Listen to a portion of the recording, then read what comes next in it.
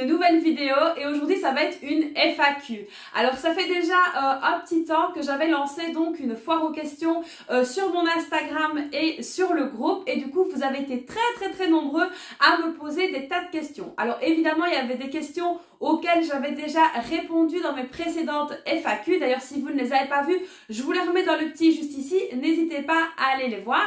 Et donc ici j'ai resélectionné des questions qu'on ne m'avait pas encore posées et donc du coup je me suis dit que c'était le bon moment pour pouvoir y répondre.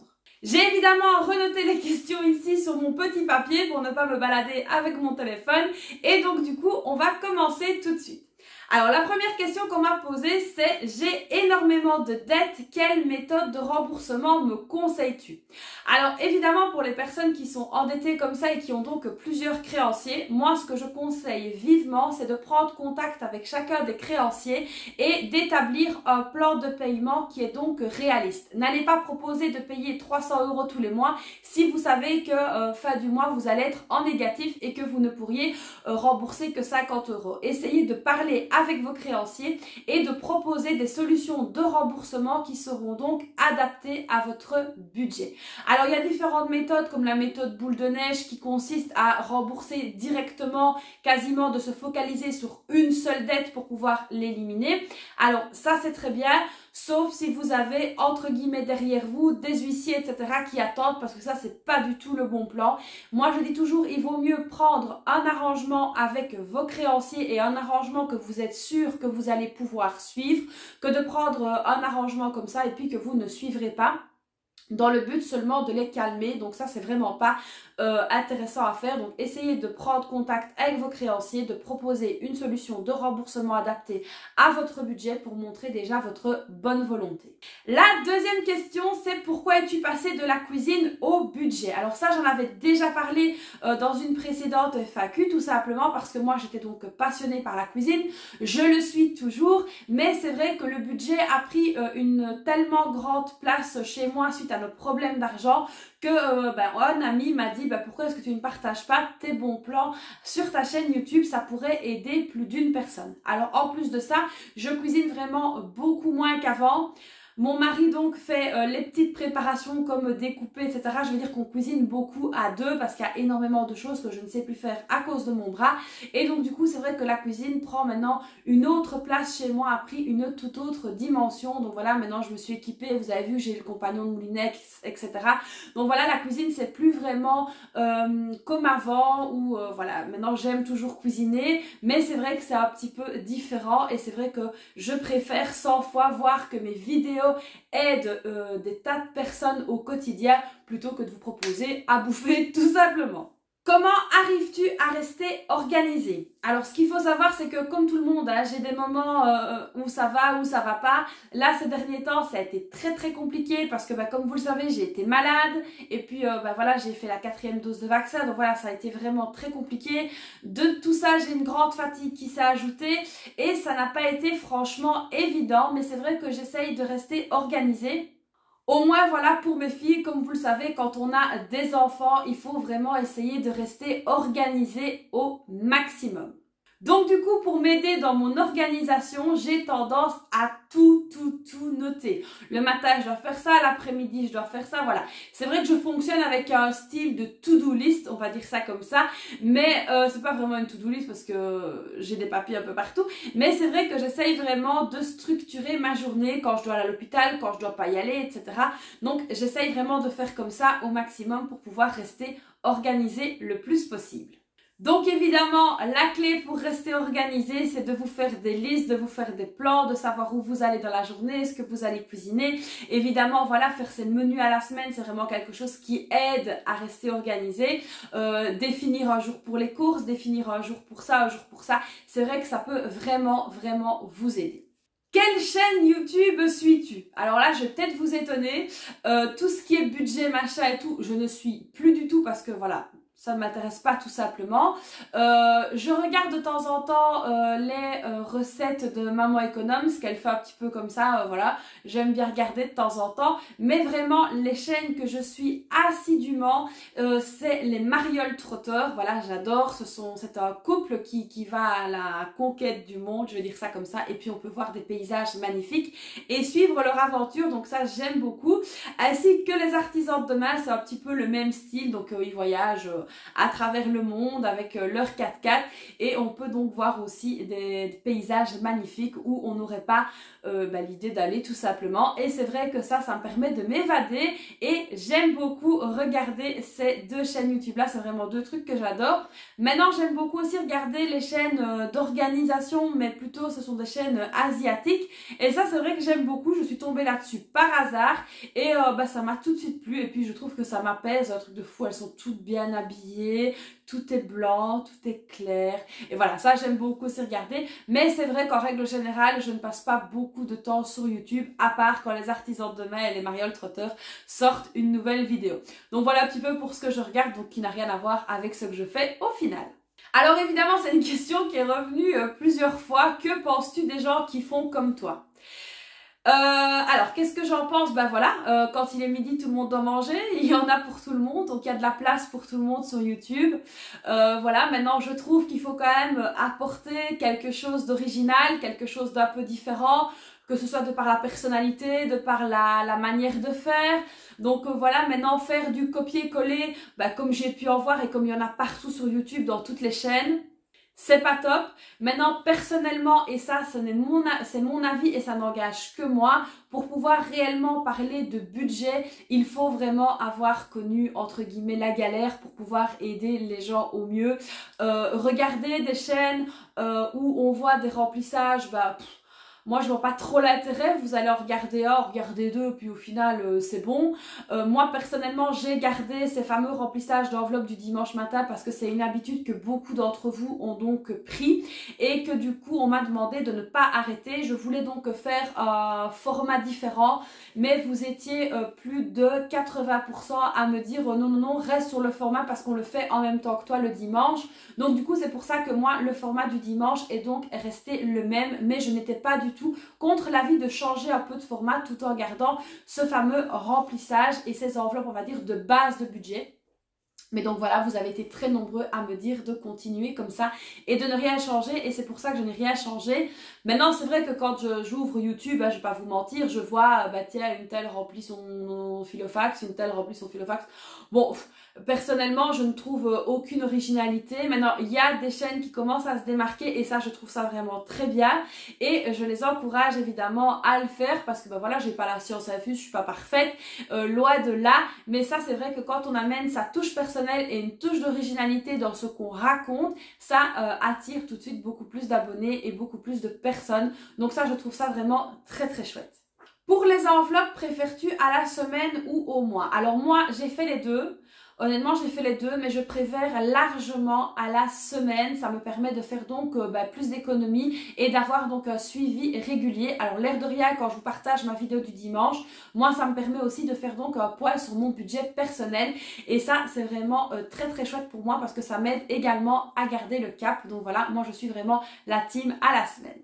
As-tu une routine? Alors, je ne sais pas, on m'a posé la question comme ça, mais on m'a pas précisé si c'était une routine beauté, une routine ménage, une routine... Maintenant, j'ai, oui, des routines. Une routine beauté, bon, pas trop. Une routine ménage, oui, j'en ai une. Maintenant, ce qu'il faut savoir, c'est que tout ce qui est ménage, repassage, lessive, etc., mon mari participe énormément parce que moi, il y a des tas de choses que je ne sais plus faire. Et je suis également aidée dans mon quotidien par une aide familiale. Donc ça, voilà, pour ceux qui ne le savent pas maintenant, vous le savez. J'ai donc une aide familiale qui vient donc m'aider à faire le gros du ménage, etc. Ce que je n'arrive pas à faire, par exemple, tordre un torchon, je ne sais plus le faire. Faire les carreaux, je ne sais pas le faire. Et mon mari ne peut pas tout faire non plus. Donc du coup, on a une aide familiale depuis que je suis malade. Donc voilà, pour la petite info. Alors évidemment, ça en découle sur la question suivante, c'est es-tu aidée au quotidien? Donc oui, mon mari m'aide énormément, mes filles donc, qui grandissent, elles vont donc sur 9 ans et sur 7 ans, ben elles aussi, elles m'aident, elles adorent passer l'aspirateur, enfin voilà, elles adorent m'aider et elles font leur chambre, etc.